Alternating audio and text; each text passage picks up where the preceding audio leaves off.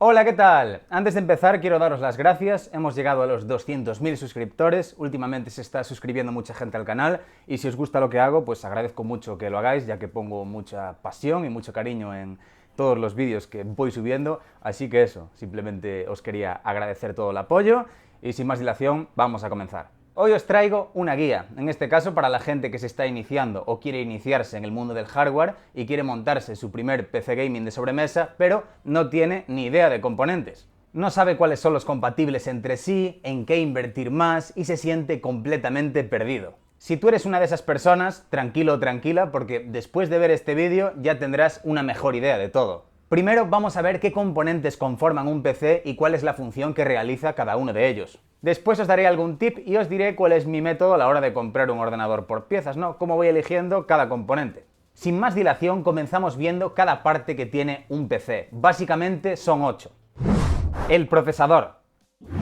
Digamos que este es el cerebro del equipo, es el encargado de realizar todos los procesos informativos, desde los más sencillos hasta los más complejos. La unidad de medida de su velocidad son los gigahercios, y también es muy importante su número de núcleos e hilos. Después también podríamos hablar de la memoria caché, el TDP y demás, pero en este vídeo no toca. Podemos elegir entre dos marcas, AMD e Intel. En AMD nos encontramos diferentes gamas como los Ryzen 3, Ryzen 5, Ryzen 7 o 9. Y en Intel, pues básicamente lo mismo, las gamas equivalentes serían la i3, la i5, la i7 y la i9. Cuanto mayor sea el número, de más gama alta es. Este componente se puede llegar a calentar muchísimo y por eso requiere de un enfriamiento, y esto nos lleva a hablar de los disipadores. Normalmente los CPU vienen con un disipador de serie, que no siempre es la mejor opción, aunque es suficiente. Pero hay algunos procesadores que no lo traen, así que a veces no nos queda más remedio que comprarnos uno sí o sí. Hay refrigeraciones por aire y refrigeraciones líquidas, aunque yo diría que hay tres tipos. Disipadores por aire, que siempre han sido los más típicos, kits all-in-one, que son refrigeraciones líquidas de circuito cerrado que vienen ya montadas y tan solo las tenemos que instalar, no necesitan de mantenimiento ni tenemos que cambiarle el líquido cada cierto tiempo. Tienen una esperanza de vida limitada, aunque es difícil de especificar ya que según el modelo es mayor o menor, pero duran varios años. Por último tenemos las refrigeraciones líquidas modulares, que montamos a nuestro gusto y nos dan un montón de posibilidades. Estas están dirigidas a los usuarios más hardcore, son muy caras y las mejores para hacer overclock. Si os preguntáis qué es el overclock, pues resumiéndolo mucho es aumentar las frecuencias a las que trabajan ciertos componentes de serie para así ganar rendimiento. Esto genera mucho calor, por lo que deberemos tener una buena refrigeración para poder hacerlo, ya sea un buen disipador por aire, normalmente de gama alta, un buen kit de refrigeración líquida o una líquida modular. Además de una buena placa base y una buena fuente de alimentación, que luego ya veremos qué son y qué hacen estos dos componentes. Y ya que estamos, vamos a hablar de la pasta térmica. Es una masilla que se echa en el procesador, aunque puede venir preaplicada en algunos disipadores y kits de refrigeración líquida, y sirve para incrementar la conducción del calor entre dos superficies, puliendo sus irregularidades. También hay pasta térmica aplicada en el núcleo de nuestra tarjeta gráfica dedicada. Memoria RAM. Yo la defino como el asistente del procesador, ya que es la encargada de almacenar las instrucciones que ejecuta la unidad central de procesamiento, el CPU. Sirve de almacén para los programas y datos con los que trabajas en cada momento. Por lo que su escasez hace que tengamos una limitación a la hora de tener abiertos al mismo tiempo varios programas o varias ventanas del Google Chrome.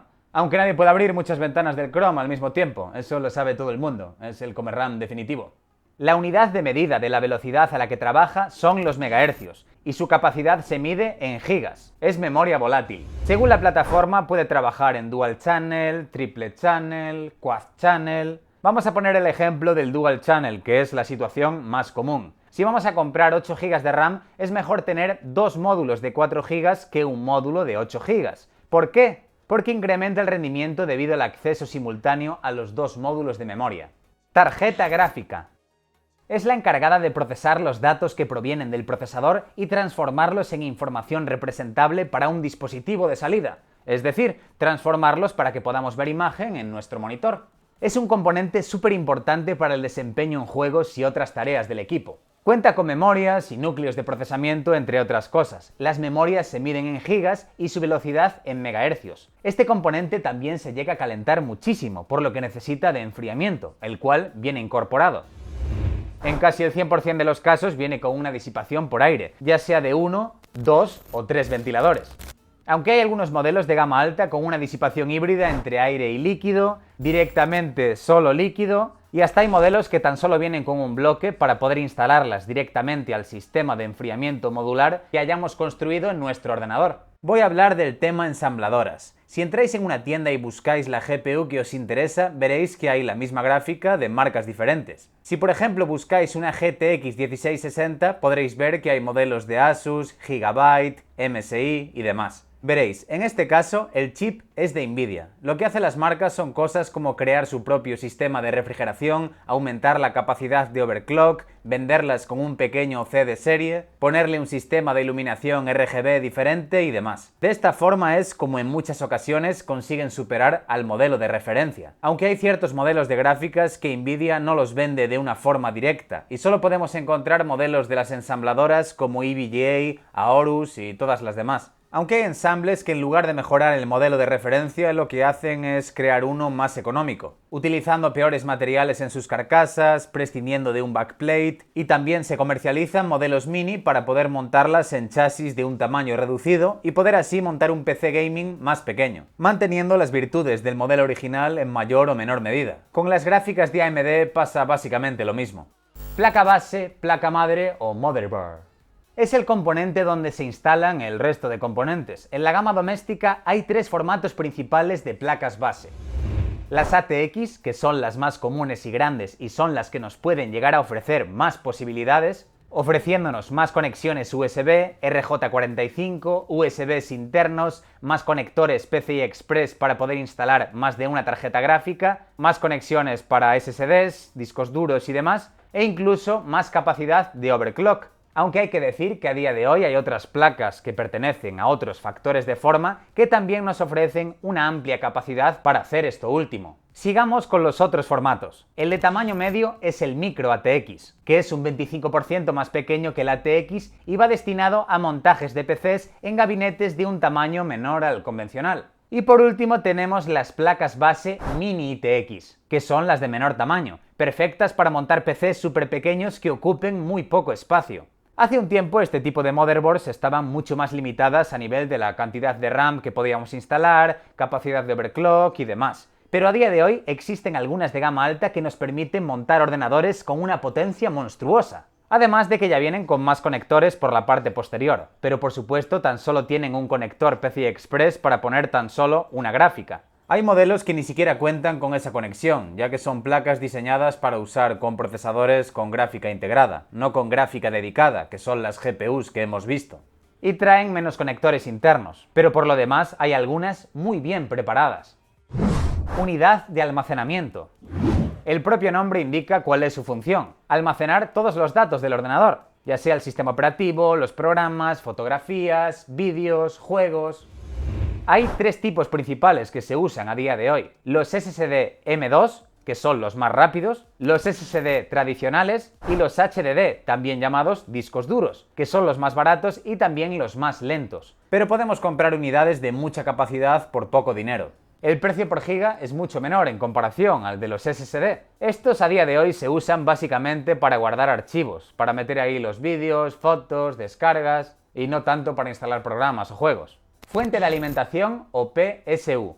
Se encarga de alimentar el equipo con energía eléctrica, transformando la corriente alterna de la línea eléctrica de nuestra casa en corriente continua o directa, adaptándose así a lo que necesita cada componente para poder funcionar correctamente.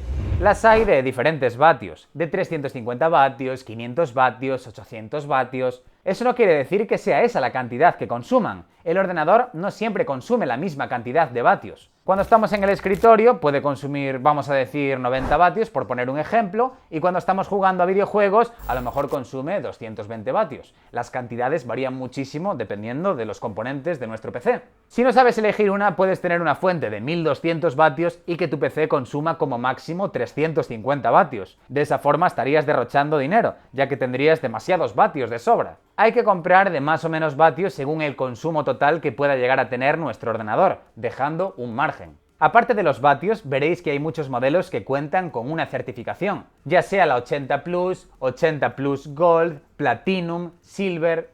Esto asegura un porcentaje de vatios reales. Si por ejemplo compramos una fuente de 600 vatios con certificación 80 Plus, ese 80 Plus asegura un 80% de eficiencia, ya que aunque una fuente ponga que es de 600 vatios, no quiere decir que esos 600 vatios sean reales. De ahí la creación de estas certificaciones, que no me voy a parar a explicar todas tampoco, solo quiero que tengáis una idea. Por último, os quiero comentar que algunas son modulares y semimodulares. Veréis, en las modulares solo ponemos la cantidad de cables necesarios para los componentes que tenemos en nuestro PC, y el resto de cables los dejamos guardados en la caja. Así podemos hacer ensambles más limpios. Las semimodulares tienen algunos cables fijos y otros extraíbles. Y las más baratas tienen todos los cables fijos, por lo que aunque no utilicemos todos, vamos a tener que tener el total de cables dentro de nuestro ordenador. Esto puede llegar a ser un problema si montamos PCs de tamaño reducido, ya que los gabinetes de formato mini TX o incluso algunos micro ATX pueden tener poco espacio para almacenarlos todos. También hay fuentes de alimentación de un tamaño un poco menor a las convencionales. Y por último, vamos a ver los chasis o gabinetes.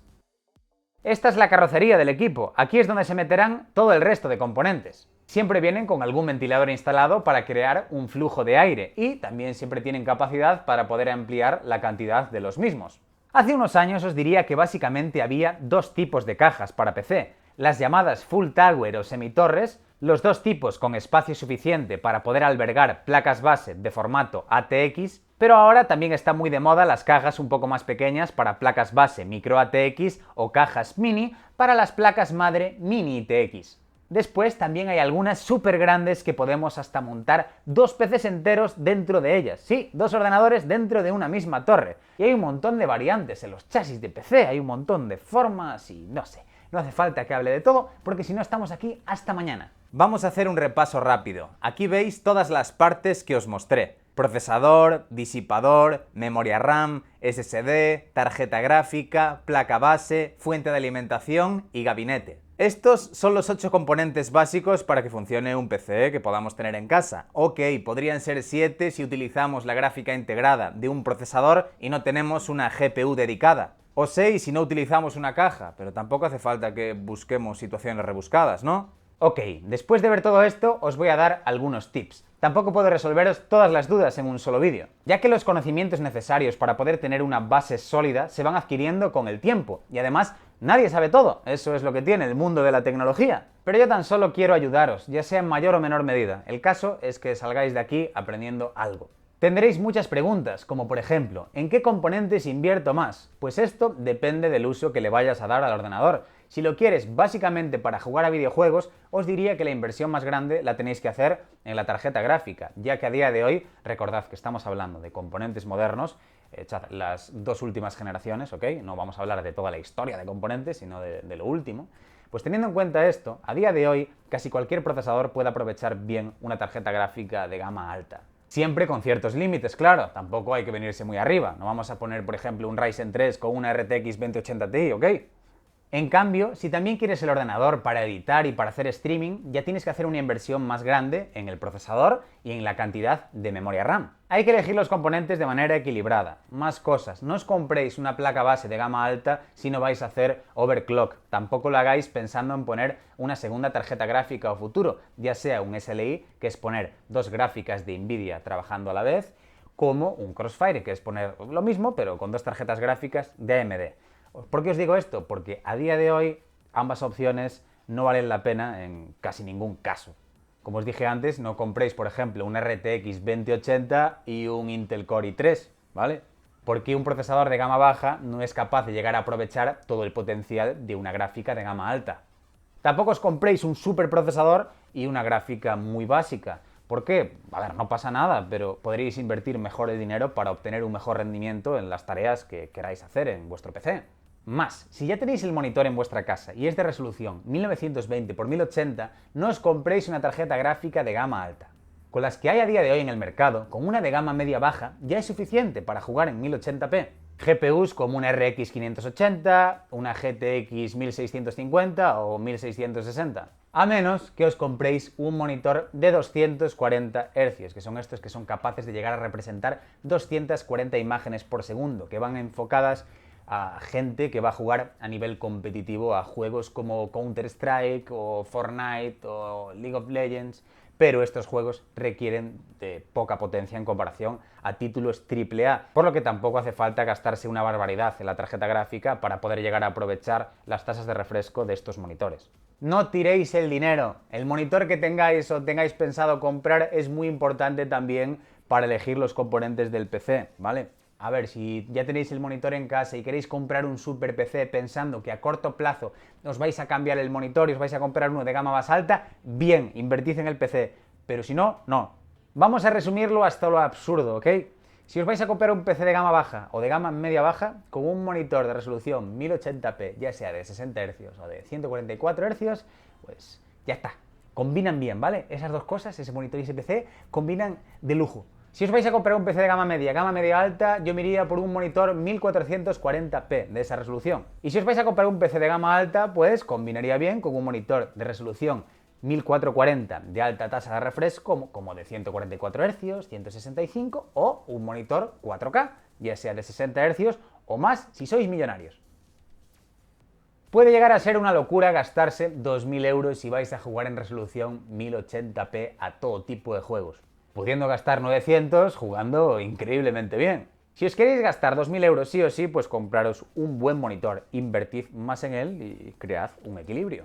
Más tips. Memoria RAM, cantidad mínima que recomiendo comprar.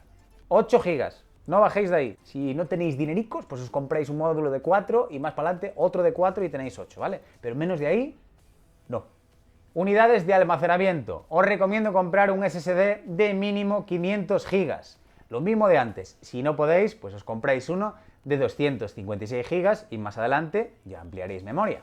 Si el presupuesto no os da ni de coña, aunque siempre podéis recortar de algún lado, pues podéis empezar con uno de 120 GB. Pero a día de hoy es poquísima memoria. 120 GB no te da para prácticamente nada. Yo los descartaría, pero bueno, vosotros veréis. Y podría estar así hasta mañana, dándoos consejos, especificando mucho más para no dar lugar a malentendidos. Podría estar hablando aquí 5 horas, pero no puede ser, hay que ir avanzando en el vídeo, ¿vale? Así que os voy a enseñar cómo hago yo para elegir los componentes de un PC.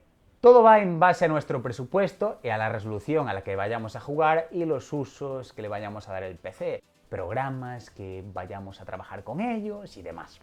En mi caso siempre tengo una idea del procesador y la gráfica que quiero, pero siempre utilizo como base el CPU.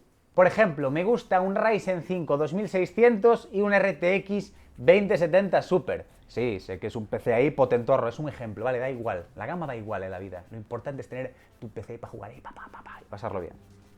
La base siempre es el CPU, como os acabo de decir. Una vez decidido el procesador, necesitamos una placa base compatible. ¿Cómo sabemos cuál es compatible? Pues por el socket. Podéis buscar en Google Ryzen 5 3600 socket. Vale, descubrimos que el socket es el AM4. Pues ahora nos vamos a una tienda como por ejemplo PC Componentes, que no me pagaron ni nada, la elegí al azar. Bien, pues entramos en el apartado de placas base, en filtros de búsqueda ponemos el socket AM4, también podemos elegir el formato que queremos, como os expliqué. Normalmente la gente compra ATX, pero a veces compran el formato micro ATX en lugar del ATX, ya no por el tamaño, sino porque puede que convenga por el precio. También veremos que hay diferentes chipsets. En este caso tenemos como ejemplo el Ryzen 5 3600, por lo que hay chipsets como el B450, X470 y X570. Con el B450 ya sería suficiente en este caso, y el X570 lo descartaríamos ya que está destinado para sacarle todo el jugo a los Ryzen 9 más que otra cosa. Bueno, si queremos comprarnos más adelante un Ryzen 9, pues podemos comprarnos una placa base del chipset X570, ¿sí? Si me preguntáis por marcas, a día de hoy todas tienen buenas placas base, ya sea MSI, Asus, Aorus. También fijaros siempre en las opiniones de la gente en los componentes que vayáis a comprar. No voy a entrar mucho en marcas, en todo lo que voy a hablar, porque si no nos volvemos locos. Ah, y una cosa importante. A veces hay generaciones de procesadores que utilizan el mismo socket y hay algunas placas base que puede que no sean compatibles con un CPU de última generación, ya que veréis que cambia la nomenclatura del chipset. aunque eso se suele solucionar con una simple actualización de la BIOS. Yo os recomiendo que uséis el configurador de PCs de una buena página. De esa forma, los técnicos de esa tienda os dirán si hay algún tipo de incompatibilidad entre componentes en el caso de que compréis el ordenador entero, claro. Si solo compráis placa y procesador, por ejemplo, tened cuidado. Aunque siempre podéis preguntarle a un técnico antes por si acaso. No vayáis de saberlo todo, no la liéis. Vosotros, si tenéis dudas, preguntad. Y para elegir una refrigeración, pues si el procesador es de gama baja, ya con el disipador que viene de serie ya no es suficiente. Si es de gama media alta, pues podéis compraros uno mejor por aire. Los hay de Cooler Master por 30-35 euros que ya llegan. Si queréis hacer overclock, pues os tenéis que gastar más. Hay disipadores ya de unos 80 euros que son muy buenos por aire, o kits DRL de más o menos ese precio en adelante, 80-100 euros. No os compréis kits DRL muy baratitos, a menos que lo queráis básicamente por estética y no para hacer overclock. Y si ya queréis una líquida modular, pues ya os tenéis que informar un montón. Ya lo voy a descartar.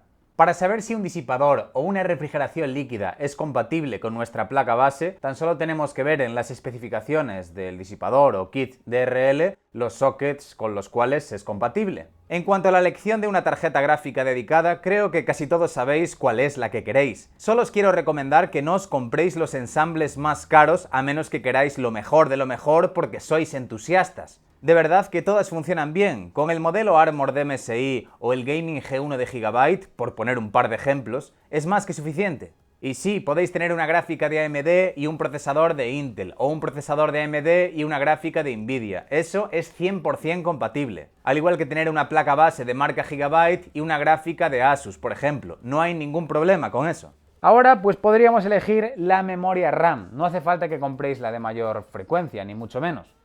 Es muy difícil deciros qué frecuencia recomiendo yo que os compréis de RAM, porque dependiendo de la plataforma y tal, pues si llegamos a ciertas velocidades puede haber algún tipo de inestabilidad y bla bla bla, y es una jodida locura dar así ejemplos generales, pero diría que a día de hoy las frecuencias que más se utilizan son de los 3000 a 3600 MHz, no suele dar problema, pero tendría que especificar mucho más en este apartado, ¿eh? Así que si podéis, informaros también por vuestra cuenta, porque no me da para todo. Acordaros de comprar dos módulos en lugar de uno en la mayoría de casos, porque casi siempre se utiliza el Dual Channel, y no hace falta que tenga iluminación RGB, eso son pijadas. Si os gustan y os da el presupuesto, pues compráis y tenéis lucecitas y mola, pero si no, no. Como almacenamiento podemos elegir un SSD M2 si nos da el presupuesto, o si no, un SSD tradicional de 500 GB, por ejemplo. Elegir una fuente de alimentación buena, ajustándose a nuestro presupuesto, puede generar muchas dudas al no tener conocimiento, ya que no sabemos cuántos vatios puede llegar a consumir nuestro PC en momentos de máxima carga. Recordad que el consumo no es el mismo todo el tiempo, depende de lo que estemos haciendo en el PC.